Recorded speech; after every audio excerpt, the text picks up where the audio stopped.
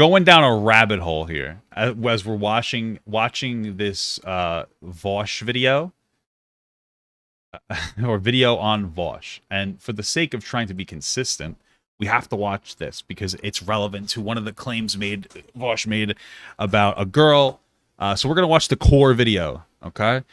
But I'm gonna try to edit it from when I post it on YouTube so that this comes before I watch that video. So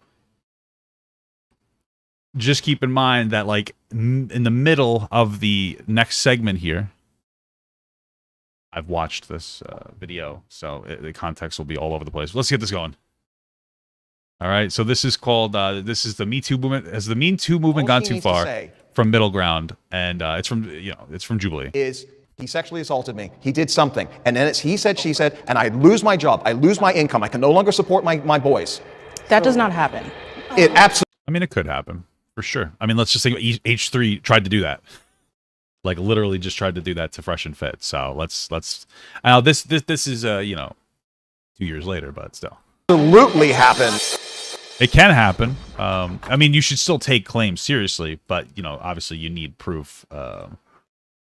Okay. If you're on any kind of social media, I am sure you've seen the hashtag #MeToo. I mean, like, people talking about the Johnny Depp just won a defamation case, so it apparently happened to him as well. So we're kind of all over the place. Women are using 2 words on social media to identify themselves as survivors of sexual harassment and assault. If I were to say Me Too, what's the first thing that comes to mind?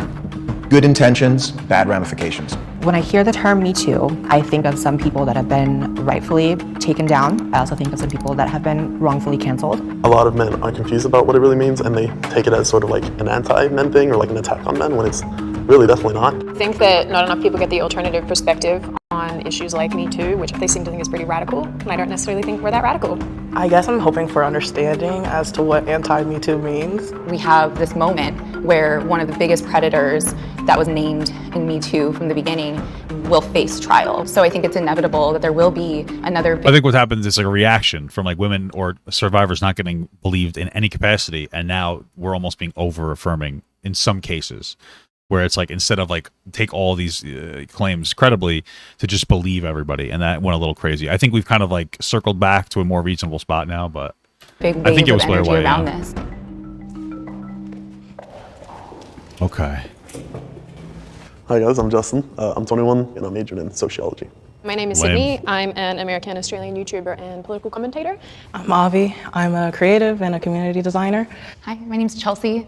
I'm a community organizer and activist. Hi, my name is Dave Sussman. I am a co-host at America's Voice Live and America's Sussman. Voice News, and I have a television show called Whiskey Politics. What was that called? Hi, my name is Dave Sussman. I am a co-host at America's Voice Live and America's Voice News, and I have America's Voice Live, a television show called Whiskey Politics. Very My name sussy. is Blair White. I'm a YouTuber. I also do social and political commentary.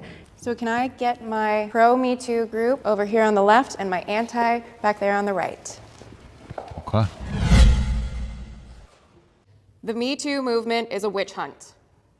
I don't think it's a witch hunt. An attempt to find and punish people for whose opinions are not popular. I mean, it could be used as that, I guess, sometimes. I think it's, I already said what I think it is. I think that it's a reaction to people not taking survivors seriously, and it probably went a little too far for a bit, but it seems to circle back around now. Yeah, I feel like every good intention in the world in the beginning, but I feel like it's spiraled a bit, and there's been some people that have been sort of wrongfully canceled, as we say. Aziz Ansari comes to mind, who was canceled for not basically reading the mind of the woman who withdrew consent after having sex with him. I feel like people shouldn't... I don't know enough about that situation. ...be collateral damage, and rape accusations really destroy someone's life.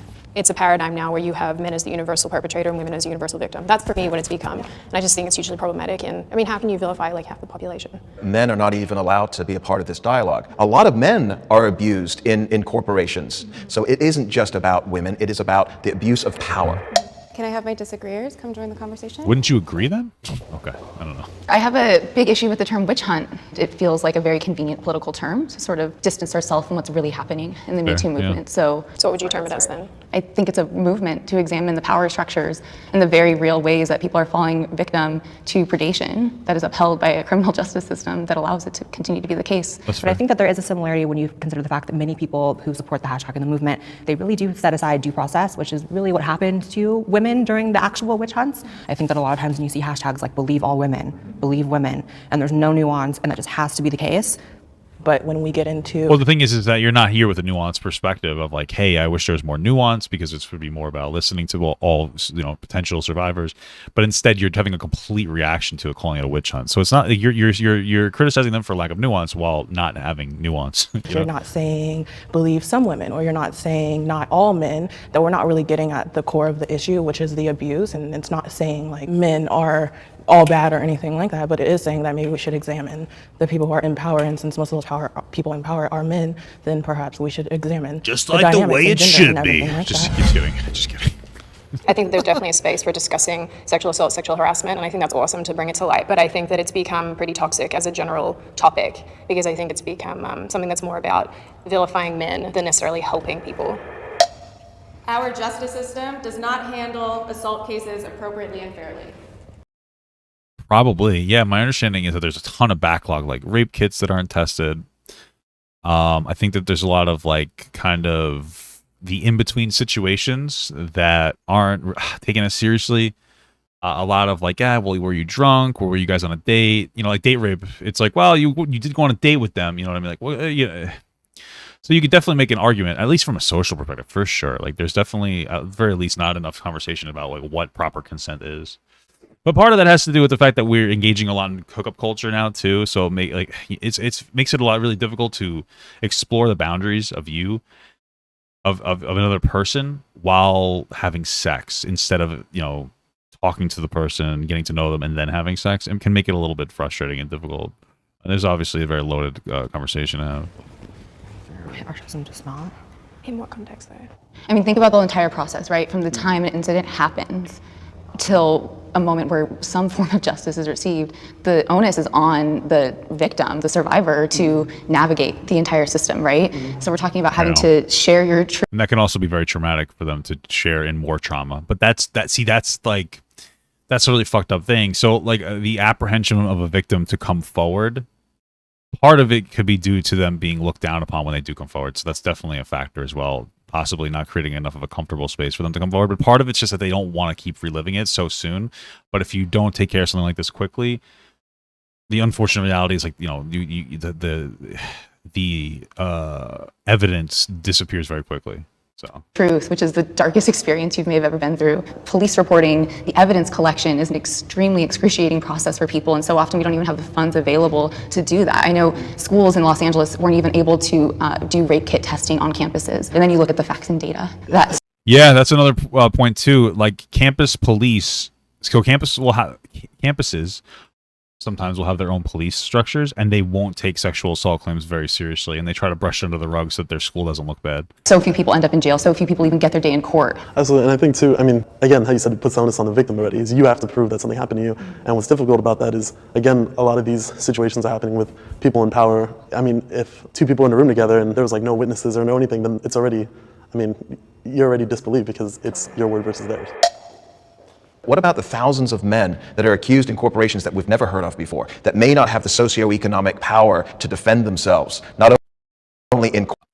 I think historically, the issue here is that when claims are made, they're completely brushed off, at least before this movement.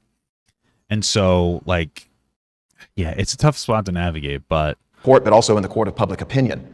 And maybe they were falsely accused. How do you prove a negative? How do you prove that something didn't happen when it's a he said, she said? Well, I think we're getting a little twisted, though. I thought the criminal justice system was innocent until proven guilty, which again is it means it's supposed to be.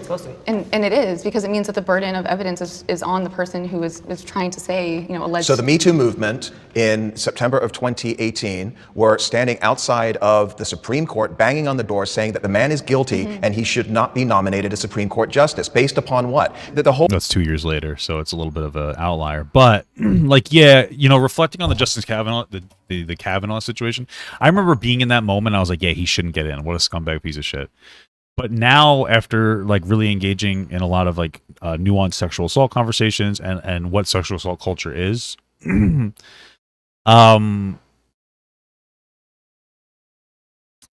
what it boils down to at worst is like a really shitty situation where a guy and a girl went to a party separately, and then they were both drinking, and then like he tried to have sex with her and he was too aggressive and she said stop, and then he did stop.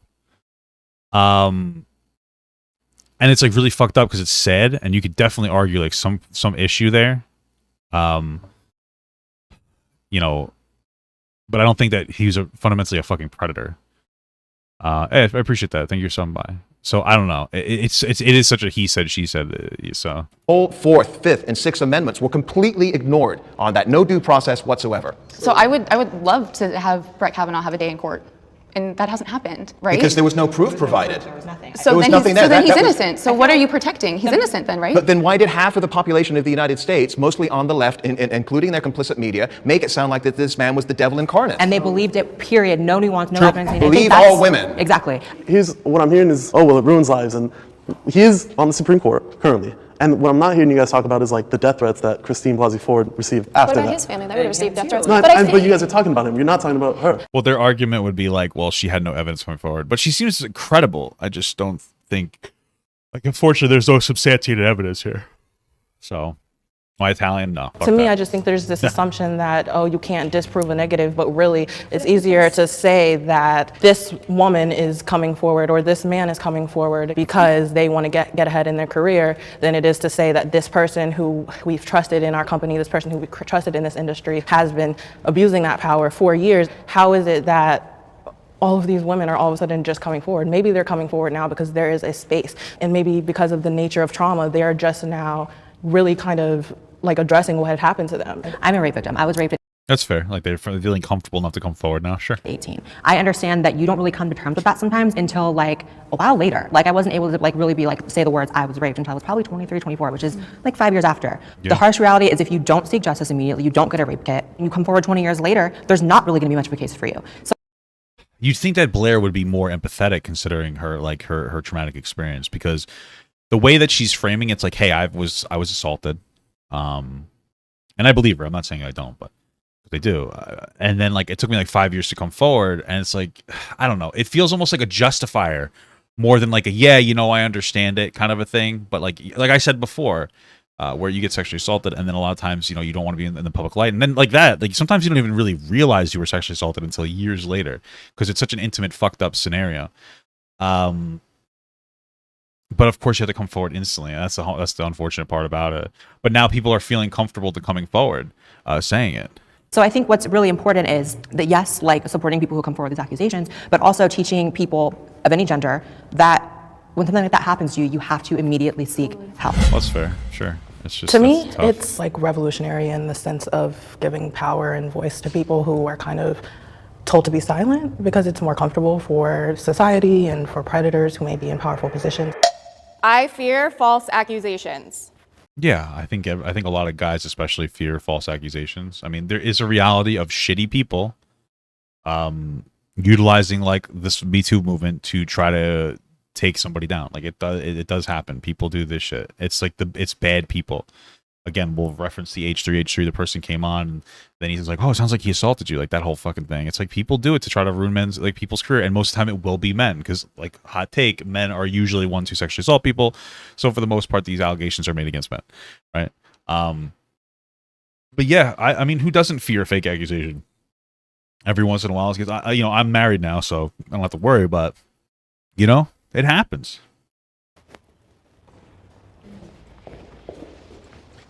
I am a big proponent of equality with women. I don't want to be, because I'm on the anti-Me Too side here, classified as a misogynist. I believe that the Me Too movement has swung no, I would classify you as a Mr. Misogynist, sir. Way too far, and a lot of men that I know are deeply concerned about, and I refer to the Harvard Business Review study that just came out 3 months ago that suggested that 58% of men are deeply concerned about being falsely accused. That's changed my behavior in my life. Well, that's probably a good thing. It's probably a good thing that you've changed your behavior in your life. It's very interesting. It's very interesting because when I'm looking at it, I'm gonna paint it up. We look at it as like we're gonna do this. Like you have like a false accusation. Here, let's do this. Accusation. So people look at it as like, oh, you have a false accusation, or it's a true accusation. But like really, it's kind of a spectrum here a little bit, yeah. And this is kind of where sexual assault culture comes into play, and like, what does that mean? And like, so these are these things where it's like there are instances where men and women engage where the guy may play his hand a little too much and make the woman really uncomfortable. And let me give you an example. And I use this example a lot of, like, let's say it's a third date. A guy picks up a girl. He takes her like Applebee's, half off after 10. Boom. Very, very cost effective. He takes her home back to his place. They watch Netflix, and then he asks her if he can sleep with her.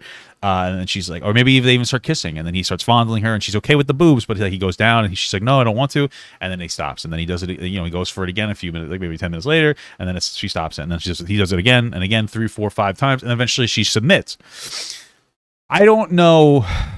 It's hard because I don't know if I would consider that sexual assault, but I think it's definitely in the category there somewhere, because you're putting a woman in a situation where you picked her up. She doesn't have a car. You took her out to eat and you spent money on her. Now, of course, that doesn't mean that you're entitled to sex, but she might think that you feel that way. Of course, you got you went back to your house, you engaged in all these uncomfortable situations, and you were down for the kissing at the very least. And so, like, now when you look at it, it's like, okay, it seems like she's down. She's giving me a signal. She says to stop, but, like, society also teaches me to be persistent. And now the woman just kind of submits because she doesn't want to get hurt. And you're getting more and more aggressive every single time, right? And so, like, that's one of those things where let's put that, like, somewhere in the middle. Let's say we put that, like, in the middle. That interaction is going to be, like, right here, right? So when you say, like, oh, I'm more afraid of the way I interact now, like, maybe part of that is a good thing, because maybe where you might see this situation as consensual formally, now maybe you'll see that as less consensual, so you won't be as willing to engage in that behavior. So there is a positive aspect to being afraid of Me Too allegations, because it spells fat. Yeah. I didn't even see that.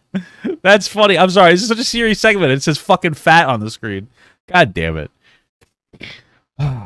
Okay. Fuck. What was I saying? You fucking pieces of shit. You motherfuckers.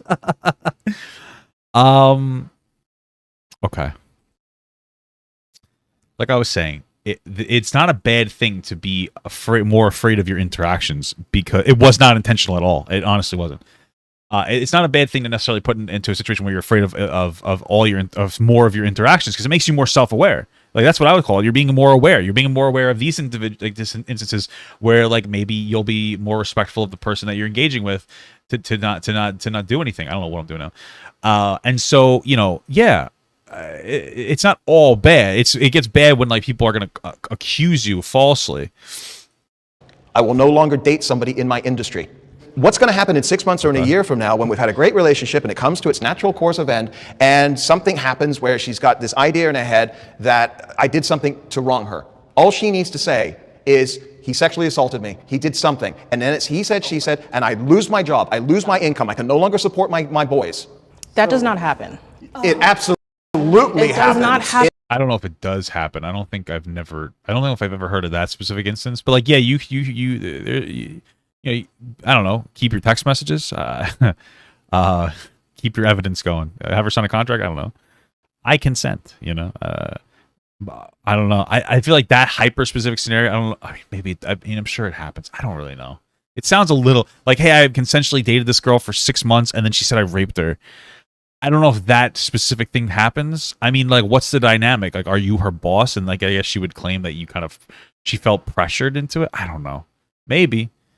It happens every single day. No, that probably doesn't happen every day. That feels like a little bit of an outlier that could happen and may have happened, but I don't think it's, like, super occurring. People are pushed off. Okay, it could happen. I think that you're talking about, well, men are scared now to, be alone or whatever, and I think that's really just like men finally being held accountable or maybe not even held accountable, just like be aware of the space that you're taking up and your actions. So we're talking about false accusations, and I've been falsely accused of sexual assault, and absolutely nothing has happened to me. My reputation is not ruined. Yeah, but you're fat and ugly, so I'm just kidding.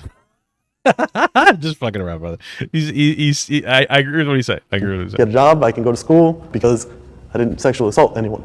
With all due respect, you're at a much different place in your life than other people who have careers, who have jobs, who have families. You're a college student, and you are not at a place right now where you're carrying those responsibilities. But I think like, why are you, I mean, if you know you're a good dude and you don't inappropriately touch women, like, he doesn't know the women are good women. So for the past 30 years, I've been working in corporations, and I've worked with a lot of phenomenal, incredible, dynamic, powerful women. Wow. Maybe 10 years ago, I was going on business trips and we were having dinners and, you know, people are having drinks and things can happen. I'm not suggesting that anything inappropriate happened. But today, that would not be something that I would entertain. It's not about me being uncomfortable. It is that 58% of men, that's 60% almost of men today say that they are uncomfortable being in a business relationship with a woman where they cannot be on a one-to-one. And that is impacting, So just don't fuck anybody in the industry or whatever, I guess. I mean, okay. Women in their ability to progress in corporations. And I don't want to see that.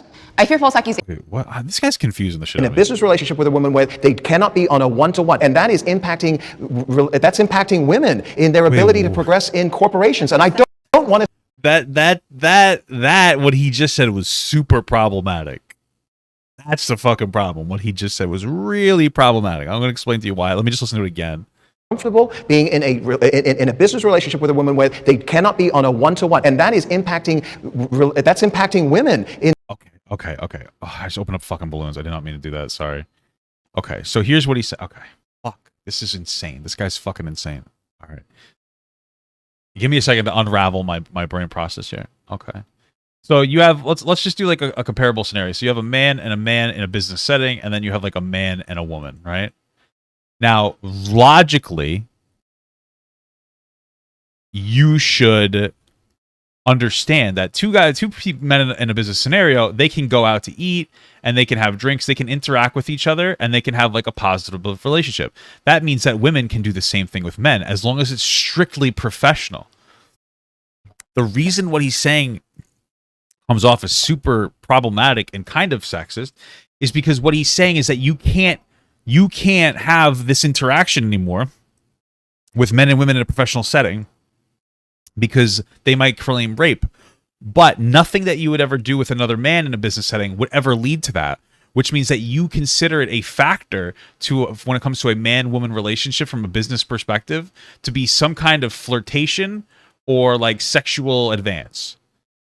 So it makes sense to say, baseline, I'm going to remove flirtation and sexual advances. But to say that this hurts women means that, like, it means that one of your primary motivators, even if it's subconsciously, seems to be, when it comes to interacting with women, seems to be how attractive they are. And it makes you look really dumb.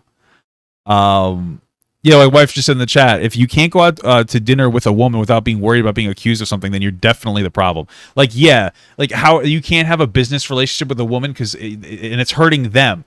I mean, almost like victim blamey-ish. I'm not saying he's a horrible guy, but just realize the way that he interprets the world is it's very normalized. From what I'm extrapolating here, it seems to me that what he's very much normalized some form of sexual or flirtation, and it comes to a business setting. Now, men and women can flirt, and like I've flirted with women at work before. Like, yeah, you can definitely do that, and it's probably more common than two men flirting. But what you're saying, you're not saying, hey, it's time to look at it when I look at women in a relationship, when I look at women in the business world, to stop looking at them as, like, to an extent, some kind of a sex object. Instead of saying that, he's saying it's going to hurt women. Okay, well, why? It's like, well, because one of my motivators for going out with a woman is to potentially fuck them. And it's like, okay, well, when you're in a business scenario, that's really inappropriate. So, oh my God. In their ability to progress in corporations, and I don't want to see that. I fear false accusations because when we actually look at what a false accusation is, it's an incomplete accusation. Or it's a lie. It can be a lie too. Yeah, that's true. Or it's an accusation where the police were unable to obtain all necessary information in order to pursue whatever truth was there. Yeah, or it could be a lie. I mean, those two things are there. Right. There could be a small percentage of lies in there, but we also can't get blinded by what we think or want to think a false accusation is because it's politically convenient. Because we want to, make it sound like, well, it's your responsibility to ensure your economic future. So, take it as a serious threat that I don't want to be with women in a space because of what's happening. I feel like all of us are talking about real harm. Like real harm. And so it's sad that we talk about false accusations and we start throwing all these distractions out there when there's real harm that we could probably all be really good at solving together. I think that the Me Too movement is an extremely important subject. It's changed our politics, it's changed our business, and unfortunately, it's changing our culture. Well, it's supposed to change politics and business. That's the point of the movement. Why is it unfortunate? Wait, what? Extremely important subject. It's changed our politics, it's changed our business, and unfortunately, it's changing our culture, impacting younger men. Listen, I'm very empathetic to false accusations, okay? I've talked about my story of false accusation before when I was much younger, and how I was a scumbag, but this girl falsely accused. Let me explain. I wasn't really dating a girl. I was fucking around with this girl. We were casual sex. We were fucking on the regular. And then I met her through a dating site, and then I met her friend through a dating site, and I started talking to her friend. I didn't know they were friends at the time, and then she told me they were friends because we would like talk about other guys and girls and shit because like we were just fucking around. We didn't care. And she, oh, that's my friend. Can you just do me a favor and not sleep with that person? You know, and of course, being the absolute Giga Chad based person I am, I went and I slept with her. I went on a date with her, and that's really shitty. And I wish I had. So what happened is at the dinner table, she was texting her friend that I was on a date with, saying like, "Oh my god, this guy's a piece of shit. He fucking raped me. All this other shit." And she started laughing because she's apparently done that before. I was like, I didn't do any of that, right? Now I regret sleeping with her friend because, you know, I feel bad for hurting her feelings, but like. These things do happen. It's a false accusation. That being said, like, that can be a way that it's impacting men for sure. The other way that it can impact young men is to teach them to keep their shit together, more accountability for having negative actions. And I'm going to make a reasonable assumption that there is more young men that are more aware of their interactions so that they don't overcross a line than there are men getting falsely accused, right? So I'm not saying that we shouldn't talk about false accusations. I'm just saying that like you're making this argument that the entire thing is bad. Oh, this is so bad. It's like, well, is it? The idea of having confidence to go and talk to a young woman that you find attractive, that builds confidence in men. And if they don't get that confidence from that, they're not finding it elsewhere. And we're starting to see men turn inward. They're playing video games more. They're going to porn more. They're not getting off the couch. And are you saying that Me Too is the reason why men don't go out and socialize? I did 100% false. Like, I no. Like, people don't go and socialize because like there are like the video games existing are why men aren't socializing. I'm not saying no video games. I like video games. But like it's not like they're like, well, I can't go out and talk to a girl because they might falsely accuse me. I'm just gonna play fucking World of Warcraft. No, it's like I'm so obsessed with World of Warcraft, I'm not going out and I'm not touching grass. You're super backward. This is one of the examples where like every single time there's a problem, video games are video games are the video games. See, well, excuse me, in the reverse. But it's like people aren't going to video games because they're afraid that women are going to falsely accuse them. People are just playing fucking video games, and it's having a negative impact in some areas and a positive in others. Right? Really, really awesome reaction time. More fun than the real world, but less bitches. Yeah. And that's going to impact them later in life. Okay. The lines between harassment, assault, and rape are being blurred. I don't think so. Maybe. There comes down to like a really nuanced area where like interpretations where like one person could feel one way and another person can feel another way. And that's why I think it's very important to teach, especially young men, to get more clear consent from girls when they engage. You know, like explicit. Ask a girl if you can kiss her. I know you're gonna be like, no, you're a beta. You don't even get bitches. Shut the fuck up. But like, you can ask a girl. You can touch a girl. Blah blah blah. And then you can be like, do you want this? Or even before you get to that point, you could say like, hey, listen. Like when you first go on a date, you could just say like, hey, listen. At any point, if you don't want to do something, just tell me no. I'm gonna stop. Like just in general, you could say that. Hey, listen, like if I do something that makes you uncomfortable, just say stop or no, and I'll stop. Like don't even worry about it. Like you can throw that into a casual conversation over dinner, or you could say that before you start fucking around with a girl. It's not gonna make them go, ew, oh my god. Like no girl's gonna be like completely turned off. You could do it in a sexy way. So like if you want less blurred lines, like it depends on how you engage a cat. Because like for me, I never went to bars or clubs to fuck. I would talk to girls on like Tinder, and then we'd go on like a date, and then we would fuck. So like I could demonstrate that before that. We get like a little comfortable, but you want to go back to my place, you know, blah blah blah. Be like, listen, if there's anything you could always tell me like stop. Don't even worry about it. Like if you're uncomfortable, that's all you have to teach guys to do, and women too. Okay, can you demonstrate in the sexy way? It's really more about like how you say it. You know, so you navigate that yourself, honestly. Like, you don't have to be like, can I kiss you? You can say, I want to kiss you, or something like that. Or again, you could just, do the pretext, and you can bitch about it all you want. It's really not that big of a deal. Okay? So. Y'all don't agree at all? Okay. So if you're in the workplace and somebody puts their hand on your waist and it's unwanted, and you shouldn't be putting your hand on anybody's waist in the workplace. I've solved the problem. Okay. And there's even guys who have walked up behind me at work and put their hands on my shoulders. That's fucking weird. Even if it's not sexual, it's like, get the fuck off me. Don't touch me. You shouldn't be putting your hands on somebody's waist. That's generally a sexual move to an extent. That's a tester. That's what we call like a tester, right? So there's different things that people can do as like a tester. It could be something through like text messages, or you can maybe go for like a hand movement. You can even argue that like kissing is part of that, dropping like a sexual innuendo. These are all like testers to see how they're feeling. But you don't need to be doing fucking flirtatious testers in a business fucking setting. So don't do that. What other would you go around touching men's waist? No.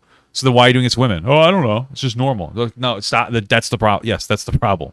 Okay. You go to human resources, the person who did that could be accused of sexual assault. Well, no, they would be accused of sexual harassment, and then they would probably be made to go through a sensitivity course. Don't touch people on their waist. Why your defensible position is, yeah, but I like touching women on the waist. You're weird. You're creepy. Oh, that might be normalized in like your era, but that's why we're changing social dynamics. Don't do that. Don't touch women. Don't touch people on their waists if you're a guy or a girl. Now, if you get any man on the street or any man or woman on the street and say to them, so-and-so was convicted of sexual assault, in that person's mind, they wouldn't be convicted of sexual assault because they put their hand on somebody's waist. This guy's a little too lost in the sauce. That's the same as rape. Yeah. Okay, and so yes, there are a tremendous number of levels that insane. are going to differentiate the seriousness between the hand on the waist, which is unwanted, and should be dealt with. If somebody touches you in a way that you're not comfortable with, you should say to that person, I'm uncomfortable with you touching me this way. There was a study. Yeah, but then the problem is like, oh, hey, I'm a guy in the workplace, and I'm your boss, and I touched you in this way. We don't have like an equal dynamic. Don't do that. Or maybe it's like two people that are together, like a guy and a girl, and they're in the same rank, but then like the guy touches a girl on the waist, and then like, or you know what? Either way, it doesn't matter. The guy touches the girl on the waist, and then they're like, oh, I was uncomfortable with that. They go to their boss, and then their boss is like, yeah, it's not a big deal. Or maybe the girl touches the guy on the waist, and he's uncomfortable, and they go to the boss, and the boss is like, oh, you're a pussy. These are the problems that go back and forth. So Study that was done in Australia on college campuses that basically tried to measure how many women have experienced, it had a very small fraction of men in that too, but it was predominantly women how many have experienced sexual assault and things like that on campus. And the number came back and it was very high. But what they'd included in that was like leering, like someone leering at you. And yeah, like looking at you. so I think that part of the problem is that none of this is cool. Like none of it's okay, none of it is acceptable. But I think what's happening is that we're conflating these things that are not on the same page. And all it does is inflate the numbers and makes things look much worse than they actually are. And it doesn't reflect the reality of how things actually are. These things that you consider to be less than layering, touching, harassment versus rape, like by saying that there is legally it is less, but there legally is or just in general. Well, this is a conversation about looking. Like, yeah, looking can be inappropriate, but like it's uncomfortable for sure. But that shouldn't be part of like I wouldn't consider that any like a form of sexual harassment. Honestly, I just feel like that's way too far. Like that shouldn't be part of like a sexual harassment statistic. So like yeah, that statistic seems like it's very blurred. As I'm trying to say, when you're grooming someone, and this is something that people do, they test little things. Like if I look at her in a way that makes her uncomfortable, or them or him in a way. You have to be joking. You're saying that staring at somebody is grooming now? I stare at people sometimes and I don't even realize it because I have fucking ADHD and shit. Like I don't mean to bring it up, but it's like, okay, so like it feels like we could possibly interpret some of this as ableist, especially with the super socially awkward fucking society that's like constantly on social media. Staring is weird and more normal than it used to be. I mean, come on with this shit. Fucking grooming? Looking at somebody is fucking grooming now. Hey, looking a little too hard. Yeah, it could be part of grooming. Shut the fuck up. That's not grooming. Staring at, like, looking at somebody absolutely can be a tester or a measure to see if they're attracted to you. Like, if you look at somebody and they make eye contact, they smile at you, like, that could be an opening statement, right? Or, like, opening statement for flirtation, that maybe they walk over to you. And in public, who cares? Now, you might think it's weird and creepy, and I totally get that. You have every right to feel that way. But it's not sexual harassment. It's not grooming. If they start, like, fucking grabbing their cock going, like, yes, now, I mean, that's what I would consider that sexual harassment. But they're just fucking, like, looking at you. Grooming is a very deep, methodical situation where you set somebody up for sexual exploitation. Looking at somebody is not grooming. Shut the fuck up. You sound so dumb right now, and you are assassinating the conversation about this shit. Fucking grooming. Oh my God. Holy fucking Jesus Christ. Little things, like if I look my at her God. in a way that makes her uncomfortable, or them or him in a way that makes them uncomfortable, how are they going to react? If they don't react to that, then you're constantly, these are seen as green lights by predators to You have to have, increase that behavior. you're an idiot. What are you talking about? What? This is insane. Usually guys will look, if a guy looks at a girl to see if they have like and girls do this too, and they don't give you a response, they disengage. What the fuck are you talking about? What the fuck are you on? Yeah, like people are identifying vulnerable people in society by looking at them intently, and if they look away, what a fucking statement. What, I just don't even know how to perceive that. I'm sure that maybe sometimes in some instances that might happen, I guess, but most of the time when somebody looks at somebody and they might be looking for eye contact, and then like seeing if they will smile at them. They look at them and they smile like this. And if you find that attractive, okay, if you find that attractive, you'll look at and you'll look back and smile, right? So like, you know, you do one of these.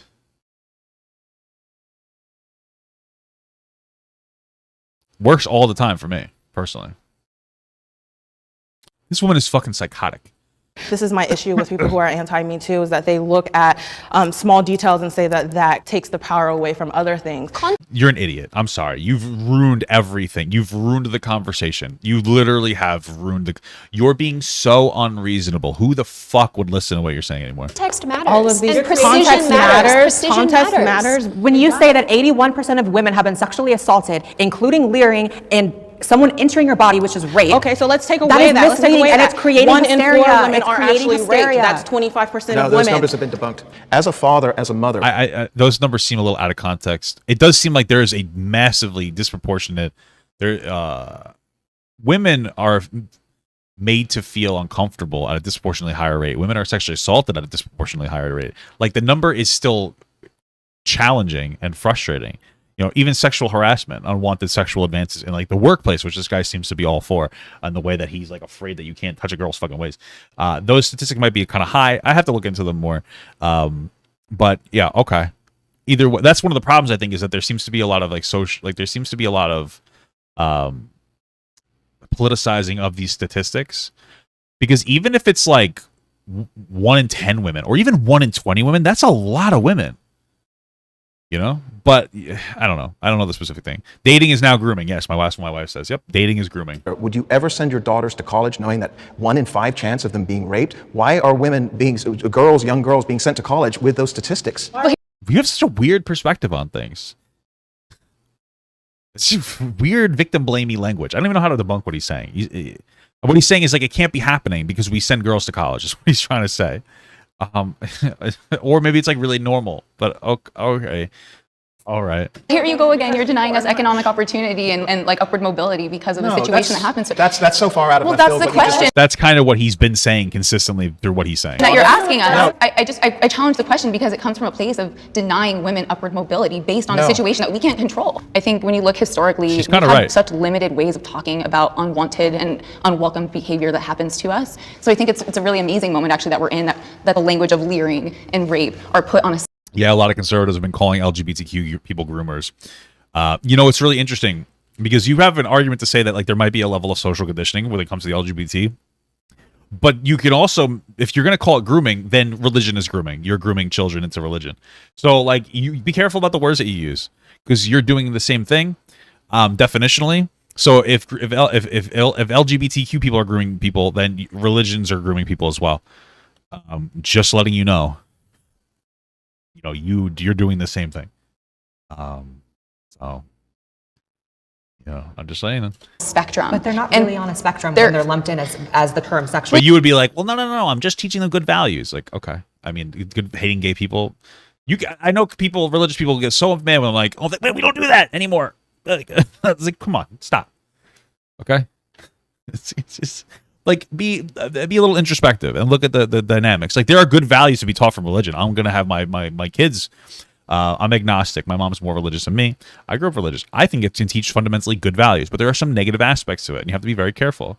Well, you're talking about media's limited ability to communicate these things. But But also what you're Me Too. challenging it based. Also Me Too. But here we are, Me Too, and here I am dealing with nuance. But I and think so you're when you an sit here and say anomaly. that nuance is it's not here, it's not a part of the conversation, you're erasing me. I think you're actually an anomaly in a lot of this, because when you talk to a lot of people about this topic, you get this very overarching one way is the highway perspective. When you have these figureheads that are saying 81% of the population that is a woman is going to be sexually assaulted in her lifetime, and not breaking down what that means, that's huge. And then you have young people who are being influenced by that. So no, it's like intellectually dishonest to run with something like that. And the worst part is, sorry Blair, all we ever talk about is women. I am so sick of hearing about women. I hate the fact that women they experience this. But how about we talk about what men go through for a hot second? Because I will tell you now, it will probably be in the same frequency. Men are raped in the home at the same frequency by women as women. I don't think that's true. Where is she getting that statistic from? I'm not saying that men can't be victims, but it's proportionately, drastically in one direction. The only time, in the home, what does that mean? What do those words mean? That sounds like out of context. Like, are you saying that men get raped the same amount that women get raped at home? But women get raped more outside of their own home? Like, I don't know. If you compound sexual assault statistics from jails and prisons, it is comparable. Men and women both face sexual assault at the same rate, which is a huge conversation about like the conditions of prisons. That's a conversation about that. Prison isn't normal society though. So when we talk about normal society, you would generally separate those two. Frankly, there's a massive problem in prison that we're not dealing with. But I just don't know that men are. I mean, I would need like something on that. Totally right, and it was one of the big failures early on of the Me Too movement that it centered the stories of white women explicitly. I say here as a white woman that it was really focused on celebrity, like they need more media attention and more power at their backs. And meanwhile, hotel keepers and houseworkers, and there were so many people who are experiencing the same types of power dynamics on smaller scales, but are never going to get the media spotlight. The media wants to create a victim. They want to create clicks. And so they use the most sensational headlines so that they get those clicks. Context does matter. Even in this, I'm reading a study that's like 38% of people in the homes are men. I would need a statistic for that. Maybe somebody could send it to me. I don't know. I mean, it could be because men they feel uncomfortable speaking up. I don't know. Because when you're talking about individual human beings, they have their own lives. And I'm not talking about a Louis C.K. who's got millions in the bank. I'm talking about some guy that's earning 50, 60, 100 grand a year. I mean, Louis C.K., for context, was like just jerking off in front of girls. Like, it was weird, and it was really uncomfortable because it was mostly like people underneath him. He would just like pull his dick out and start jerking off. It's fucking bizarre. Barely survive. I think we agree on a lot more than we disagree with here. Probably not. You're a little lost in the sauce. Me Too was a way for survivors to find each other and to connect. I'm so supportive of the need to find connection in some of the darkest experiences people have in their lives. And for the movement where it's going today, I think there's a great need for accountability and to fix some of the most broken systems in our country today. That's fair. I have been personally affected by sexual harassment and assault. That's going to be an interesting question. Okay.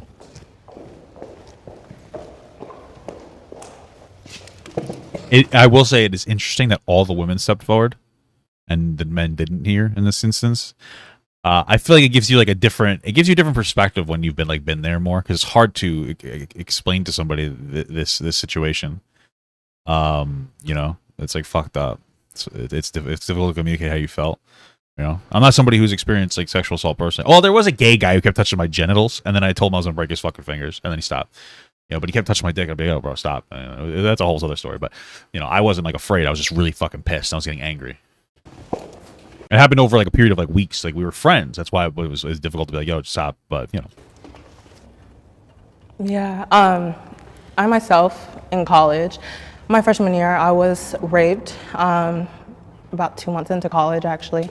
If parents knew more of what actually happens on college campuses, then yeah, maybe they wouldn't be sending their girls to college. And so to know that I went to a school that purposely misrepresented the dangers on campus and also did not have resources for people that things did happen to, statistics on these things are kind of dismissed because people think that it's not possible, and it is possible because it is in the best interest of these institutions to sweep these things under the rug, because where are they going to get their tuition money from? Where are they going to get their government funding from if the real numbers do come out. Yeah, that's fair. There have been like 2 instances. One I absolutely don't want to talk about, but the other one actually, like, I ended up pressing charges, and he got thrown out of court because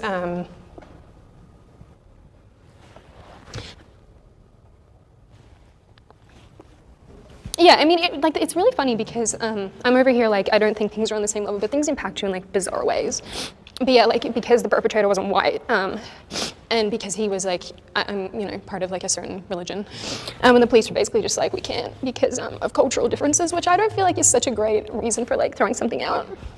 So that was one of the weirdest, hardest, most I guess insulting experiences to go through. But it's funny because okay, so we've watched this to get context.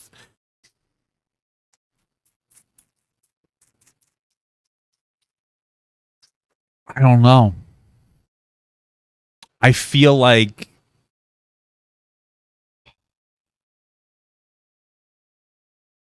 it's totally possible. I just don't know how believable it is. The way that she told it. And like maybe I'm just being a piece of shit. It's total. I mean, like we had that other girl say that it's possible due to like, ABCDXYZ. It just feels like the way that she's talking about it. I don't know. It doesn't. Maybe it just feels dishonest. I could be totally fucking wrong. I mean, it seemed so.